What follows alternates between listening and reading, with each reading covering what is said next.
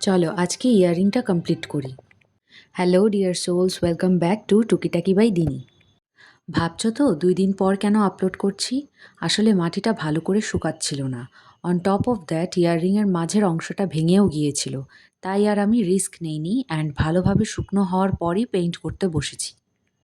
কারণ কালার লাগলে মাটির জিনিস ভিজে যায়, হালকা নরমও হয়ে যায়। জানি না এটা শুধু আমার সাথেই হয় কি না, নাকি এরকমটাই হয়ে থাকে। প্রসেসিংটা সেমই। ফার্স্টে স্যান্ডিং করে ব্রাশ দিয়ে একটু ঝেড়ে নিলাম, তারপর জেসো অ্যাপ্লাই করে নিলাম। যে সাইডে ইয়াররিং পিনটা লাগাবো সেখানে আগেই ইয়াররিং পিনটা লাগিয়ে জেসো অ্যাপ্লাই করলাম, কারণ এর আগের একটা কানের দুলে কালারের ওপরে ইয়াররিং পিন অ্যাটাচ করার পর সেটা কানে পড়তে গিয়ে পিন খুলে গেছিলো অ্যান্ড কালারও উঠে এসেছিল।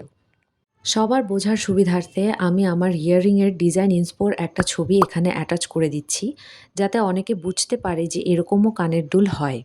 অনেকে বুঝতে না পেরে হয়তো এগুলোকে বেকার মনে করতেই পারে।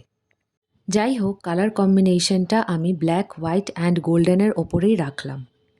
ইচ্ছে ছিল প্যাস্টেল কালার করার, বাট আনফর্চুনেটলি আমার কাছে প্যাস্টেল কালার নেই। ইয়াররিংটা তোমাদের কেমন লাগলো জানিও।